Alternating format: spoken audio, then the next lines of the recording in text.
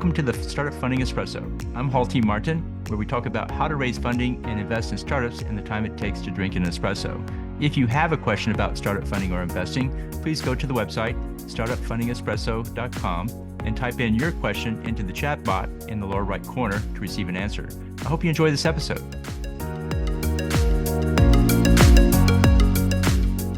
Hello, this is Hall T. Martin with the Startup Funding Espresso, your daily shot of startup funding and investing. Startups form boards to guide and direct the company. Some board members can be problematic.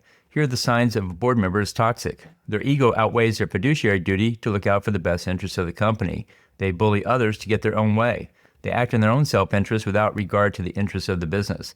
They are a distraction, taking attention away from the company. If the board member is too disruptive, it may be time to remove them. You know this is the case when the board cannot perform their governance duties due to the distraction. To resolve this, the chair of the board should hold a discussion with the toxic board member and make clear the disruption it is causing. The chair should call out the disruptive behavior when it happens and shut it down. The chair should remind the entire board of their code of conduct and make clear anything less will not be tolerated. If the situation continues, then the chair should initiate the process to remove the board member. Thank you for joining us for the Startup Funding Espresso, where we help startups and investors connect for funding. Let's go start us into today. Hall T. Martin is the director of Investor Connect, which is a 501c3 nonprofit dedicated to the education of investors for early stage funding.